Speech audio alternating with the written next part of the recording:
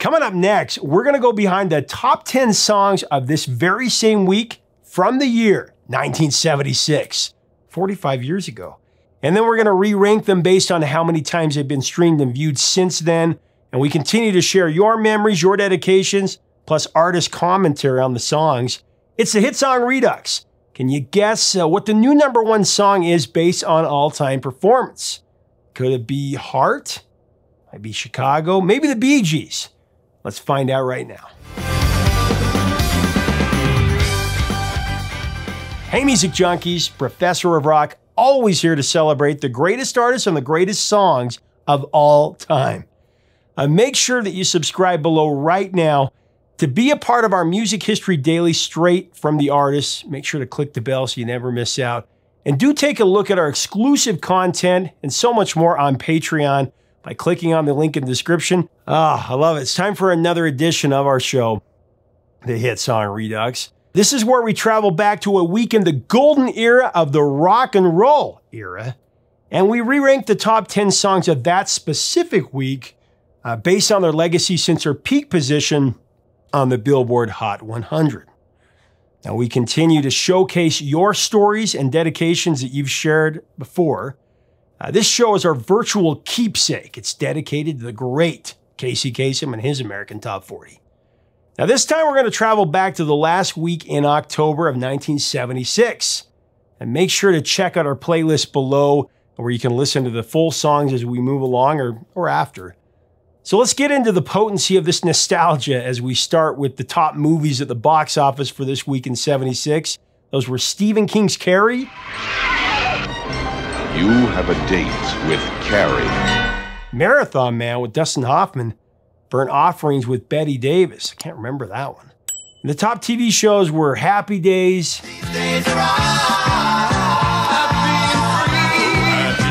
Laverne and Shirley, MASH, and The $6 Million Man. So let's get into it. Coming in at number 10, it's a scorching rock hit from two sisters who had just broken through the top 40 hit Crazy on You.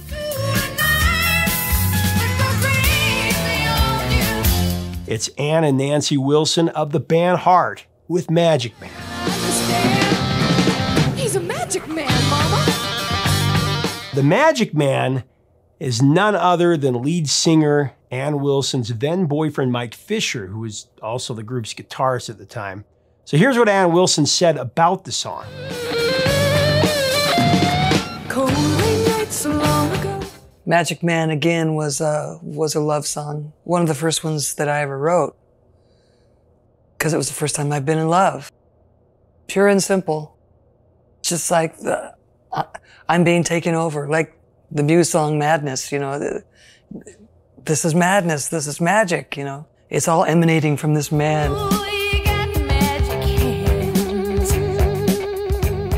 What you don't realize when you're in that kind of love is that it was already there to begin with. Right. This person just helps you bring it out. Come on home, girl, he said with a smile. The song has continued to rock through the years since. It's garnered 58 million streams for YouTube and Spotify, a classic rock staple. Mama says she's worried, growing up in a hurry. It's beloved by our viewers who had a lot to say about this hit. Viewer Lisa Morrison shares that Magic Man brings me back to my early teen years. I saw them on the Midnight Special. I heard them on the radio. By the time Dreamboat Annie came out, I was hooked.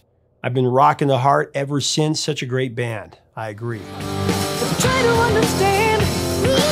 Try to understand. We had another viewer, Beth Shadid. Hope I said that last name right. She wants to dedicate this song to her older sister, Diane. May she rest in peace. Beth shared that her sister, Diane, was the catalyst for her and music. She introduced her to this album and this song when she was very little. He's a magic man. Yeah.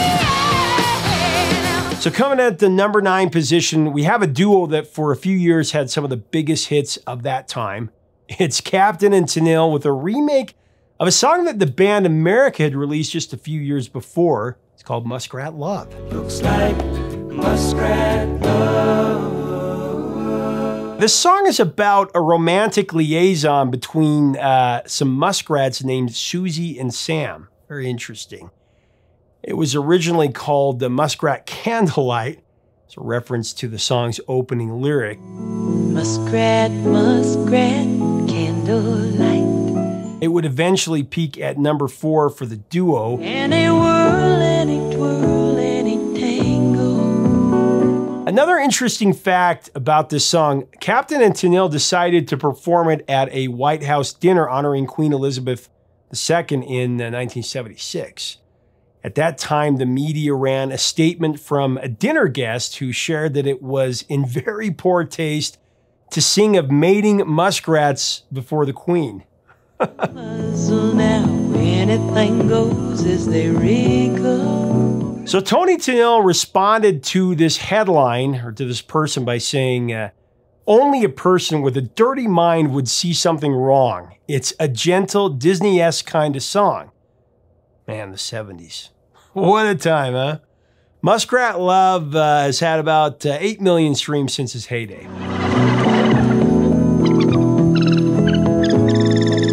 So coming in at number 8, you have a song that became a staple of the disco era and has kept its grooviness since then, with almost 300 million plays.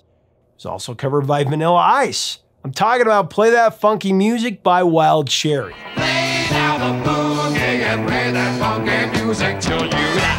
Wild Cherry actually started as a hard rock band, if you could believe it.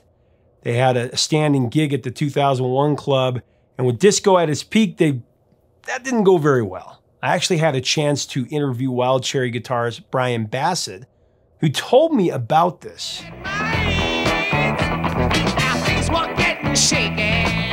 The song is autobiographical. We were a rock band playing in Pittsburgh, tri-state area, and that's when there was this giant club we used to play called 2001, which was a futuristic name at the time, right? It was 76, the 2001 club, ooh, the future. And but it was a big lighted dance floor discotheque, huge, and we're playing Foghat, Robin Trower, Led Zeppelin. That's the songs we were playing, and you could hear crickets, and then they'd put KC on, and the dance floor would cram out. So someone actually said that to our drummer one night. You better play some funky music, white boy.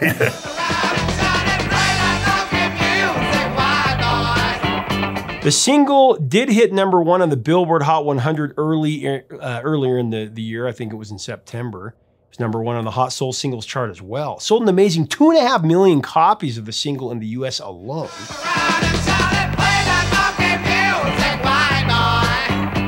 The song was actually listed at number 93 on Billboard magazine's all-time top 100 songs in 2018, the list that came out at that time. So coming in at number 7, it's the duo that cannot be stopped. It broke out in the 70s, they helped define the 80s, they got inducted into the Rock and Roll Hall of Fame, and they become one of the go-tos for young hipsters. Talking about Daryl Hall and John Oates with the heartbreaking She's Gone.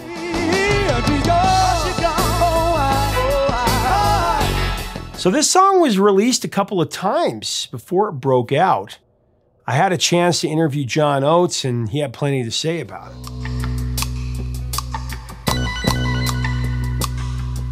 She never showed up. And that's when I sat at the couch and just picked up an acoustic guitar and began to sing this little folky kind of thing. It was almost like a, kind of just a little, and she's gone, and she's gone, And Daryl got back eventually, day or so afterwards, wherever he was, and I played it for him. He sat down at the piano and played that riff that you hear on the piano,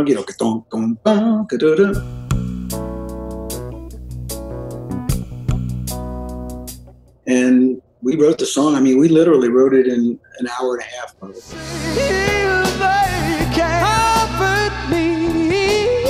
So our viewer, Jerry Wells, shares a memory about She's Gone. He remembers riding with his dad to town in his 1980 Dodge Stepside truck, and that his dad had a K-Tel compilation 8-track with She's Gone on it.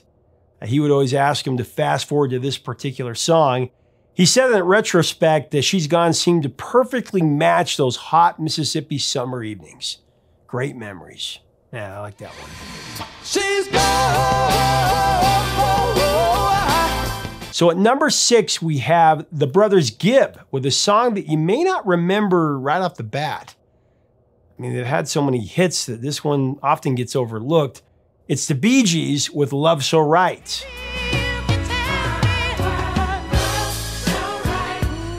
Written by all three members, Barry, Robin, and Morris. It was her first hit after You Should Be Dancing to feature Barry Gibb's falsetto exclusively for lead vocals.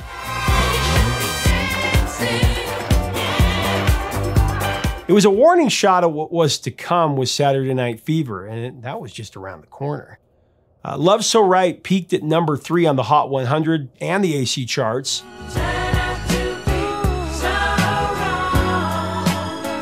It's kind of a Bee Gees hidden gem that when you hear it, you'll remember it.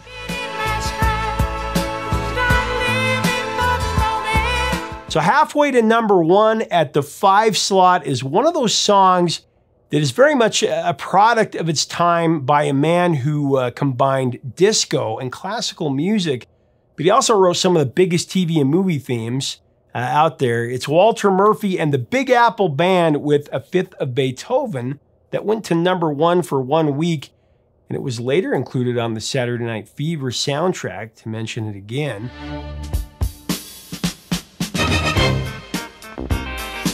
Of course, the song is a classic rendition of Beethoven's famous Symphony No. 5, particularly its famous first movement.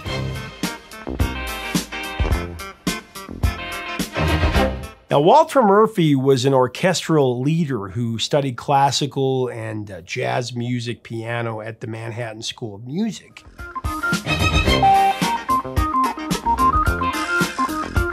He was also the arranger for Doc Severinsen and The Tonight Show Orchestra. Amazingly, Walter Murphy played nearly every instrument on the song, but was forced to credit it to an imaginary ensemble. He also did the music for a lot of major shows. There was Buffy the Vampire Slayer, The Commish, and Wise Guy, to name a few. He also did a lot of Seth MacFarlane's shows like Family Guy and American Dad, and the movies Ted and Ted 2.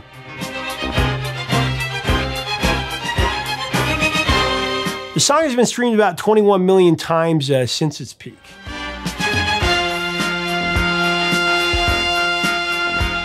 Coming in at number 4, it's one of the most haunting songs of the entire decade. It's a personal favorite of mine from one of the most compelling voices of his time, Canada's favorite son, Gordon Lightfoot, with The Wreck of the Edmund Fitzgerald. 1,000 tons more than the Edmund Fitzgerald weighed empty. This song is a factual retelling of a shipwreck on Lake Superior that happened in November of '75 that claimed the lives of 29 crew members. To be chewed when the gales of November came early. It was on the fateful day of November 10th, 1975. The SS Edmund Fitzgerald broke in half and it sunk in Lake Superior.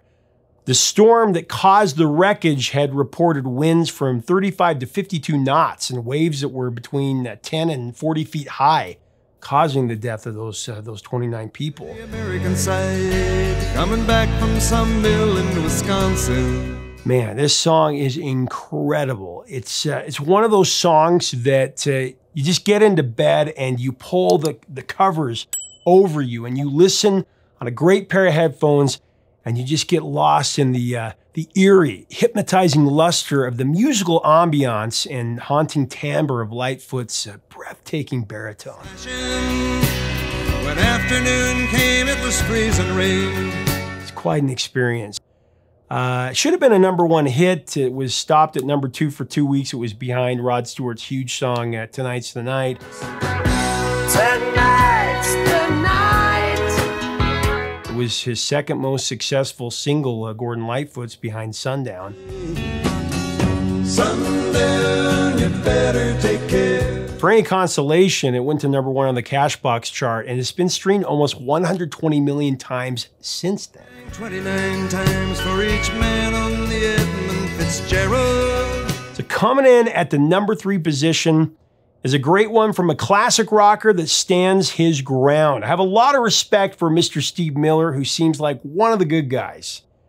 He has the hit Rockin' Me at number 3. Baby, keep on rocking me, baby. This is where Steve Miller tells a story about a guy who's down on his luck, trying to convince his girl that it will all work out in the end. He's a smooth talker who gets around, from Phoenix, Arizona, all the way to Tacoma. I went from Phoenix, Arizona, all the way to Tacoma. But he swears that all of his travels are so that he can be with his baby. Where the girls are warm, so I could be with my sweet baby, yeah. So Steve Miller has proudly acknowledged that the intro to this song, it was a tip of the hat to the band Free's classic song, All Right Now.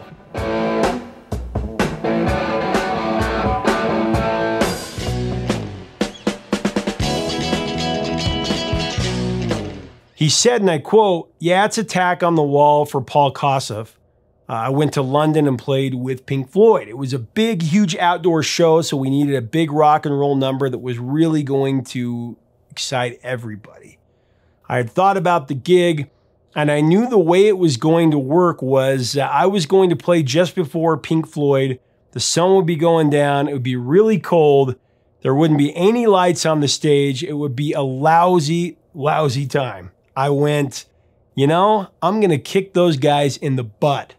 So what I did was I wrote Rockin' Me as a song to play at a festival to just get it going." End of quote. Rockin' me, baby, baby, baby, baby, keep on rockin' me. Rockin' Me is it's just one of those feel-good songs that will live on classic rock radio forever.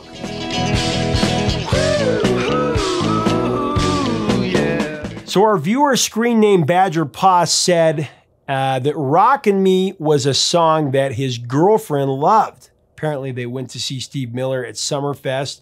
He said that was in '82, and then he saw him again at Green Bay in '92, 10-year stretch there. Now they broke up after that, but he said it was still a great time until it ended. He says, "Enjoy the up and keep moving forward in the lows. The lows help you to enjoy the highs in life." It's a good call. Baby, say, keep on rockin' me, baby. Now, at the number 2 slot, we have a song that's been called one of the worst songs of all time. One of the defining novelty songs of the rock era for sure, cashing in on the fad of the times. It's Disco Duck Part 1 by Rick Dees and his cast of idiots.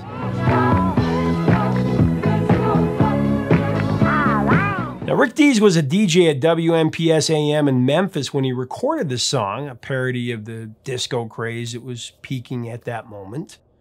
Disco Duck got some attention in the southern states, so Rick Dees decided to pitch it to the major labels. Now, the song blew up, but Dees wasn't allowed to play it on the air because station management feared that it would violate FCC conflict of interest rules. Amazingly, on October 11, 1976, Rick Dees was fired from WMPS AM for mentioning the song on the show. Coincidentally, it reached number 1 on the Billboard Hot 100 a mere 5 days later.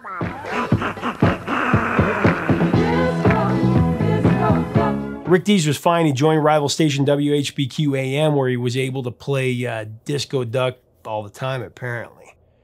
Everyone remembers Rick Dees. I mean, he took over the American Top 40 when Casey Kasem hung it up, and he left to do Casey's Top 40.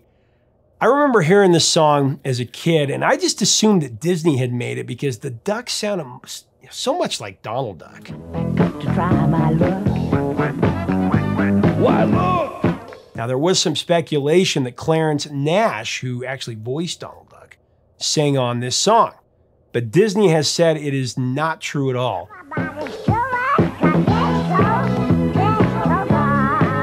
Now, the song has been streamed over 70 million times since topping the charts, amazingly, presumably out of curiosity from the many worst songs of all time lists that it has topped. What do you remember about this song? Let us know in the comments. Be a fun discussion.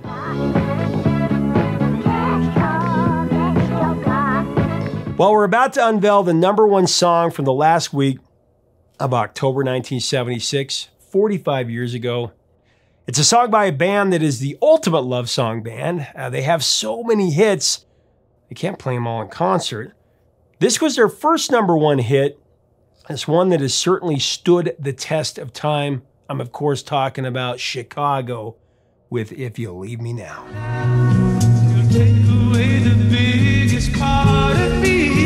This was the first Chicago single to feature an acoustic guitar lead. It's actually played by the band's manager, James William Guercio, who produced the track.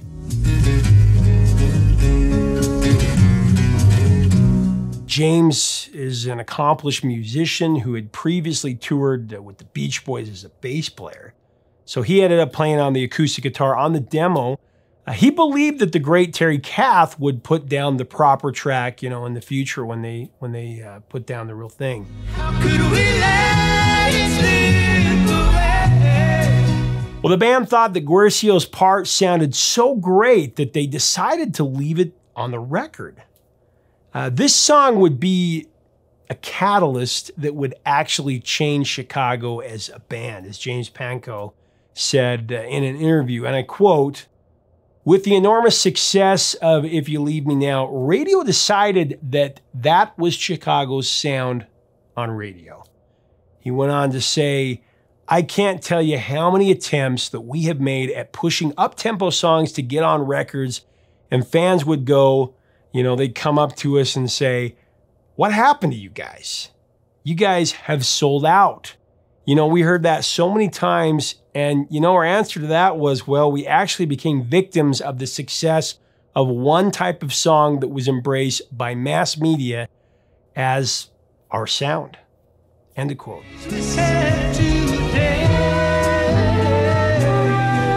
Yeah, you know, after that, Peter Cetera, as the frequent lead, would sing numerous love songs into the top 10 charts, including You're the Inspiration,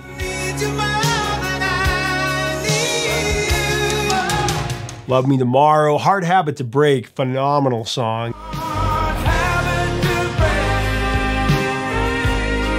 And Hard for Me to Say I'm Sorry, you know, before going solo.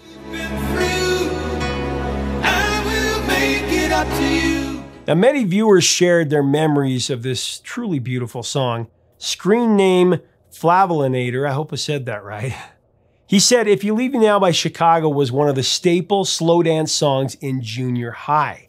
It was our chance to dance with the one that we were attracted to. Unfortunately, I was a dork who wore glasses back in the day and still do, so that didn't happen for me until the very last school dance.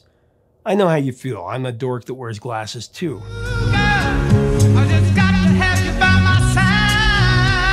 Now, viewer Christy Hubbard said, and I quote, "If You Leave Me Now by Chicago has an interesting memory for me.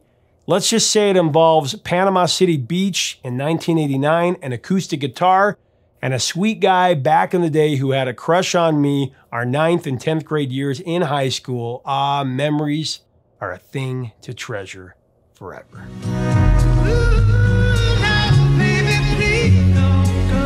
So after counting down the exact charts from the last week of October, the year 1976, here's a new top 5 based on how these songs have performed since their peak. At number 5, you got Rockin' Me Baby by Steve Miller with 77 million streams. Coming at number 4, She's Gone by Daryl Hall and John Oates with 90 million. At number 3, the haunting opus, The Wreck of the Edmund Fitzgerald by Gordon Lightfoot with 117 million. At number 2, it's Play That Funky Music by Wild Cherry with 172 million. And the number 1 song for this week based on all-time streams, there's no change. It's Chicago with If You Leave Me Now with an amazing 302 million streams.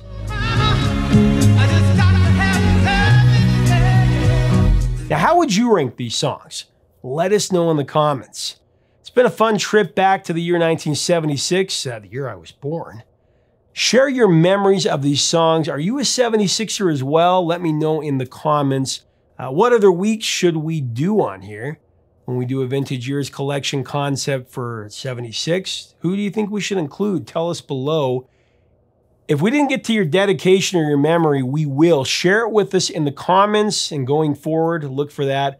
Now, if you like our content, we do invite you to subscribe to this channel, to this community. We invite you to check out our Patreon and our merch. I know I bring that up a lot, but I tell you, it really does help us to keep this channel daily. Our whole goal is to keep the music alive. That's what we do. Until next time, 3 chords, and the truth, my friends. We'll see you soon.